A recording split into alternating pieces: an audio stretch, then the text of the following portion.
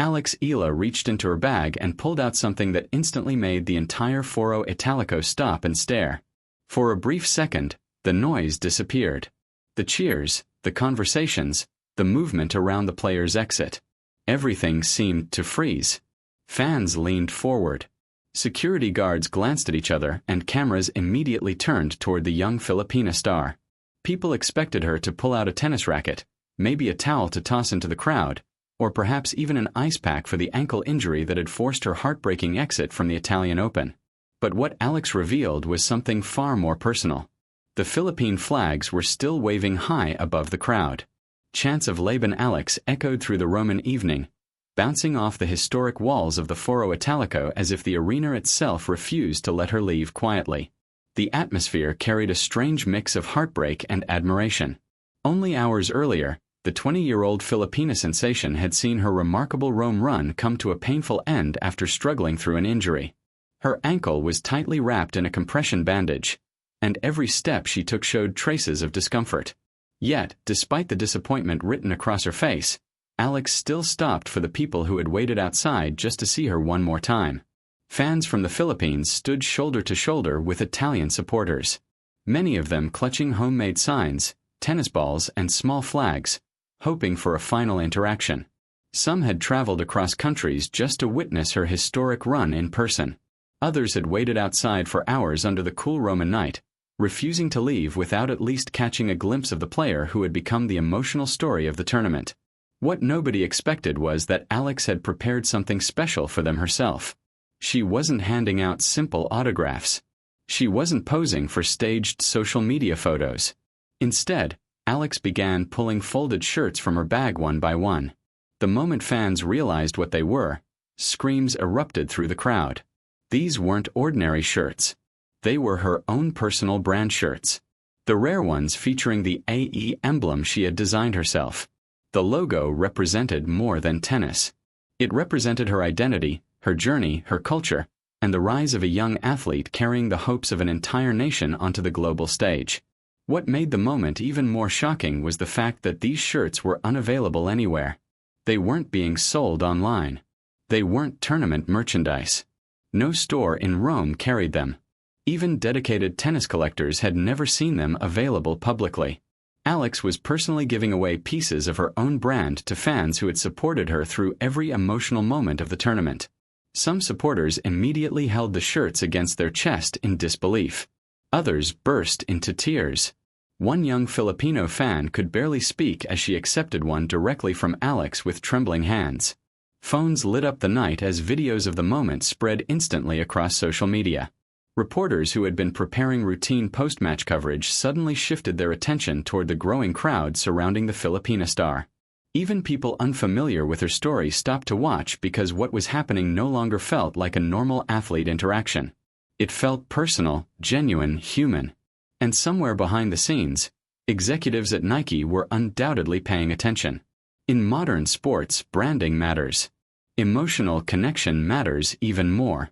And on May 10, 2026 in Rome, Italy, inside the historic Foro Italico, Eala created a moment that no marketing campaign could manufacture. Injured, exhausted, and emotionally devastated from her tournament exit, she still chose to give something back to the fans who had carried her through one of the biggest weeks of her career. The player's exit at Foro Italico transformed into something unforgettable that night. Security barriers shook as crowds pressed closer. Italian fans began chanting her name alongside Filipino supporters. Camera flashes reflected across the stone walkways of the stadium complex while Alex continued smiling through visible pain, handing out shirt after shirt until the bag was nearly empty. It was no longer about winning or losing matches. It was about connection, gratitude, legacy. And to truly understand why the entire crowd reacted the way it did, you have to picture the exact scene. Rome's night sky glowing above the stadium lights. The distant sounds of tennis still echoing from nearby courts. Fans waving Philippine flags in the middle of Italy. A young Filipina athlete standing there injured but smiling anyway, giving away pieces of her own story to the people who believed in her before the rest of the world fully understood what she was becoming. The Italian Open was beginning to slow down. The semifinals were underway and the energy around Foro Italico had changed completely. The wild chaos of the early rounds packed practice courts, non-stop autograph chases, and crowds sprinting from match to match had been replaced by the focused tension of championship weekend. Every conversation felt quieter now. Every point carried more weight.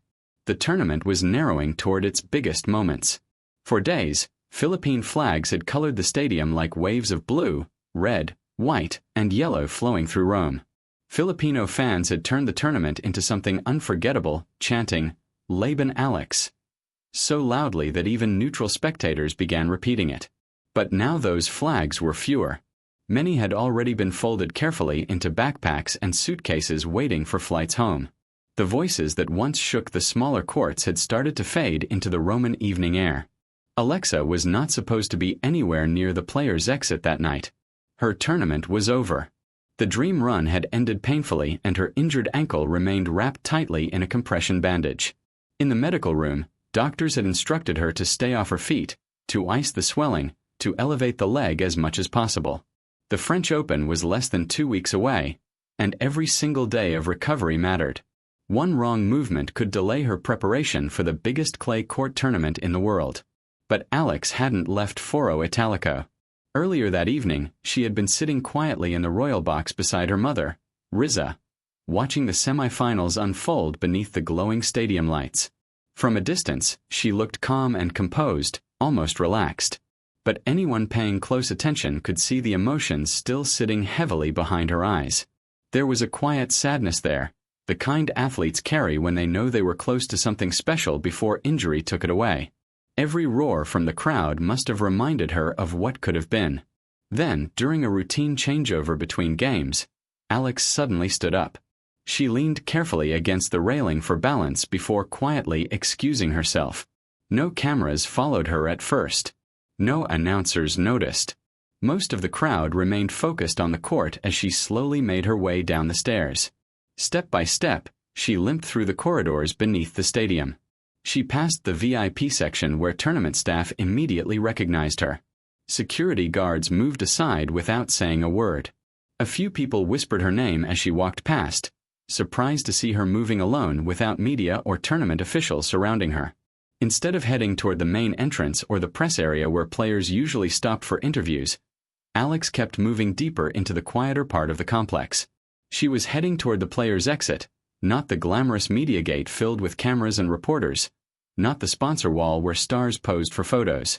She walked toward the smaller gate hidden near the outer pathway of Foro Italico, the place where loyal fans waited for hours before matches just hoping for a brief glimpse of their favorite players.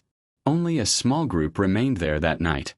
Not the thousands who had packed court Pietrangeli during her matches. Not the massive crowds who had screamed after every winner she hit earlier in the week.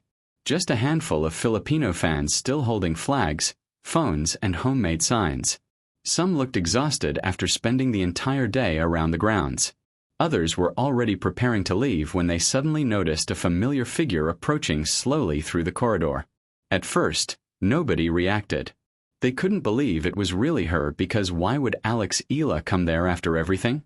After the injury, after the heartbreak, after being told she should be resting for Paris. But as she stepped closer into the light, still limping slightly, smiles began spreading through the crowd. One fan covered her mouth in shock. Another immediately started crying before Alex had even said a word. A young boy wearing a Philippine jersey grabbed his father's arm and pointed toward the tunnel entrance in disbelief. And that was the moment the entire atmosphere changed. Not because of a victory speech, not because of a trophy ceremony, but because an injured 20-year-old athlete whose own tournament dreams had just collapsed days earlier still chose to walk through pain just to thank the people who had believed in her from the beginning. Families had traveled across Europe just to be there for Alex. Some had spent months saving money for flights, hotels, and tournament tickets. Others had taken overnight trains from nearby countries, carrying Philippine flags folded carefully inside backpacks. For days they had stood under the Roman sun, waving those flags until their arms ached, chanting, "Laban Alex," until their voices turned hoarse. And now, with Alex's tournament over, they remained gathered outside the small players' exit, not because they expected anything in return, but because they simply didn't want the moment to end. Nobody was pushing against the barricades. Nobody was demanding selfies or autographs. The atmosphere felt different from the usual chaos surrounding professional athletes. The fans were just waiting quietly, hoping to catch one final glimpse of the young Filipina star before she disappeared into recovery mode ahead of the French Open. Then, Alex reached into her bag. The crowd watched curiously as she pulled out a carefully folded stack of shirts. At first, people assumed they were tournament souvenirs or sponsor giveaways, but within seconds, whispers spread through the small group as fans recognized what they really were. These weren't Foro Italico merchandise items. They weren't promotional freebies from sponsors. They were her own personal brand shirts, the rare ones carrying the AE emblem she had designed herself. Shirts that weren't sold online. Shirts that fans had searched for across social media without success. Pieces connected directly to her identity, her story, and her rise in international tennis.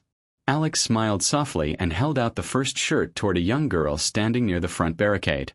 "These are for you," she said gently. "Thank you for coming." The little girl froze in shock.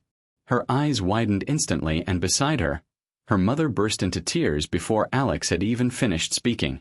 Phones rose into the air as fans realized what they were witnessing. The atmosphere shifted from excitement into pure emotion. Alex handed out the first shirt, then the second, then the third. And with each gift, the tears around the player's exit grew heavier. What happened next no longer felt like a normal athlete interaction. It didn't feel staged or orchestrated for cameras. There were no media crews directing angles, no tournament officials controlling the scene, no giant sponsor banners surrounding the moment. It felt deeply personal. A young athlete quietly giving pieces of herself back to the people who had carried her through one of the biggest tournaments of her life.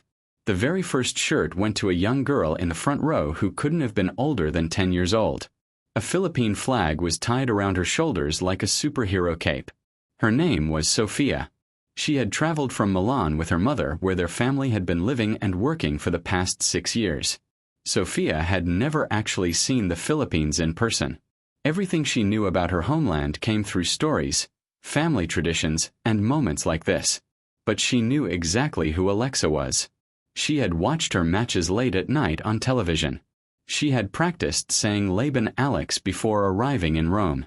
She had screamed so loudly during the matches earlier in the week that her voice nearly disappeared completely. And now suddenly the player she admired most was standing directly in front of her. "Halo," Alex said softly as she handed over the shirt. For Sophia grabbed the shirt with both hands and pressed it tightly against her chest as if it were something priceless. She couldn't even form words. Her lips trembled. Tears rolled down her cheeks while she simply nodded over and over again, trying to process what had just happened. Her mother turned away for a moment to wipe her face, overwhelmed by emotion. Around them, other Filipino fans began crying too. Some covered their mouths in disbelief. Others started chanting Alex's name again. This time more softly, almost emotionally, as though they understood they were witnessing something far more meaningful than a simple giveaway. Alex noticed every reaction. Despite the pain in her ankle, despite the exhaustion from the tournament, she stayed there patiently, making eye contact with each fan, thanking them individually, asking where they had traveled from, smiling through the emotion written across her own face. One elderly Filipino couple told her they had taken a train from Switzerland just to watch her play one match in Rome. A teenage boy admitted he skipped school exams to come see her. Another fan explained that seeing Alex compete on one of tennis's biggest stages made him feel proud to be Filipino in a country far from home. And through it all, Alex kept handing out shirts one by one until the small stack inside her bag slowly disappeared.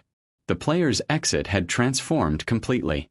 What began as a quiet gathering of exhausted supporters became something unforgettable.